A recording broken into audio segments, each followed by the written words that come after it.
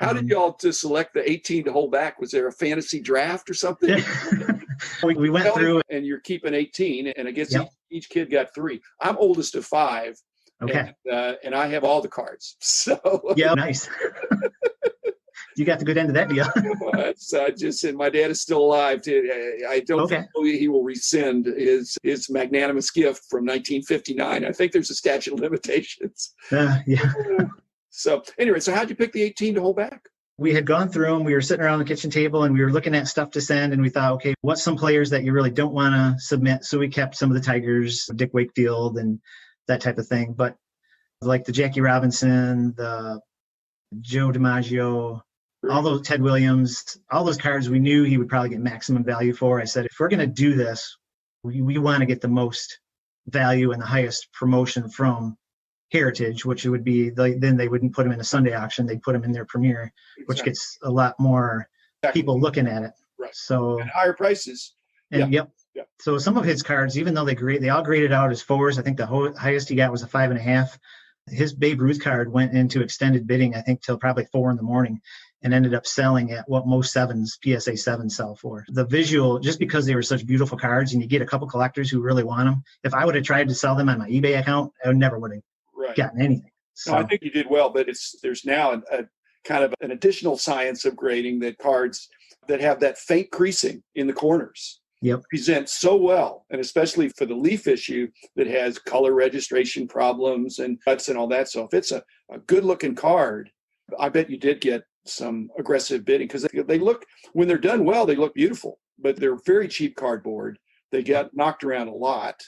And I imagine Derek was fine with you keeping the Dick Wakefield. Oh, yes. Yeah.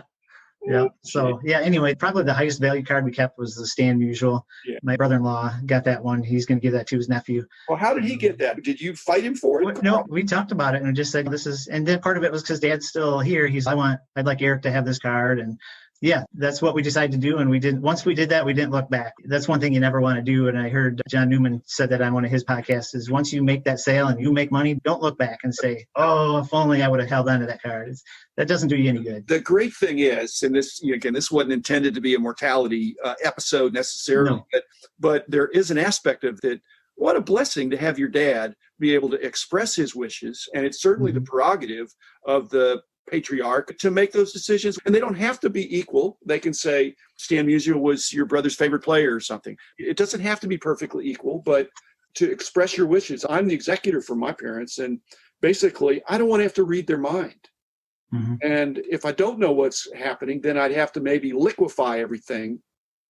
And then, like in this case, then that would reduce the sentimentality of I'm keeping this card that used to be my dad's, which I think is important for some people. And so if I'm in a position where I don't know who would get it, I'd have the Old Testament story of Solomon offering to split the baby. You can't split the Stan Musial card and half to one of the brothers and half to one of the others. Did you have sisters or I have 2 sisters. Yeah. Well, how did they respond to all this?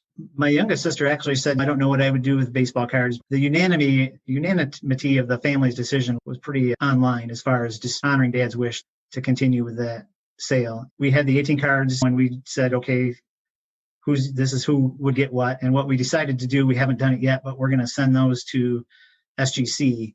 Okay. And just not really for the grading aspect, but just to get them in a nice slab. I really like the black and white holders that they have now with the black lettering. And I might even see if they could put the Robert Dykstra collection on there. I don't know if they would do that for me or not. They might.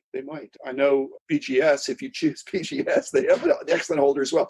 But they put some Jim Beckett collection on there. So I think they can do that. So if you want to use SGC, I would hope they'd be accommodating. That's a very nice thought and a very nice touch. And their holders do look good. I'm not denying that either. Yeah, I just like it because of the black. And then with the colored background of all those Leaf cards, it seems like it just really pops better than like a PSA holder. But that's the visual presentation is certainly something we considered when we were starting the grading company, because how the cards look, because that's going to be, especially cards like that, they're valuable enough. You don't want to get them nicked and knocked around. People are way more sensitive to poor centering and badly dinged corners, I think, than they are a very light creasing in the corner from being in those original albums. Mm-hmm. They could still look like with very white borders that look clean. I've got some really messed up leaf cards. There, I have some of the better short prints I have in probably, they wouldn't be 4s. Let's be quite clear about that. They could be 1s or 2s because they just were either roughly handled or flipped or something. And you think, if they're so rare, how did they get used so much? It's not perceived as being rare if you're a kid in 49 and you get the cards and you just have the cards that you got. And I do believe, because I did find enough short prints to complete a set, worked in Ohio and in those vicinities. Michigan, I don't know, but it's there are a bunch of tigers in the Leaf set. So I think Leaf was a Chicago area company. I think I remember reading that on the back of it. So that's a good reason for it. Let's see. What the other thing, my theory that maybe and that has probably been disproved, but I thought maybe it seems to me that looking at the short printed series, when I see those for sale on eBay or different auctions, a lot of those have so much more color issues, printing issues than the non-short print series. And so that was why I was thinking, well, maybe they started printing those first and they said, oh boy, this isn't working. And they perfected their printing process or something, because it seems like, but maybe there's just more of them. So only the good ones are, a lot of the better ones are you see for sale. I basically think that their quality control was an issue, and more so for the short prints. I will grant you that. But the quality control, by my estimation, was not the kind of quality control where they're thrown in the dumpster. They were still in the packs. I still have cards that nowadays you would think Topps or Panini or Upper Deck would have rejected them, okay? Because they were really bad printer registration of the colors being out of phase, way off center cuts. I actually have some wrong backs. I have a Bob Feller short print with an Enos Slaughter back. So that's an anomaly. So my point is, the quality control was terrible, which means they didn't control the quality. They were put out there. But my current theory, Karl, is that the short prints were released in certain, not remote areas, but in certain markets, that's what they put in there. And maybe they were smaller towns in Ohio and Michigan and Illinois and Indiana, but I don't think they made the East Coast. I'm pretty sure they weren't on the West Coast, so it's Midwest. So I think everybody got the first 49, and then some places, maybe later in the year, maybe at the same time, got the short prints. The numbering goes up to 168. So that's not even divisible by 49. No. So, yeah, that's interesting.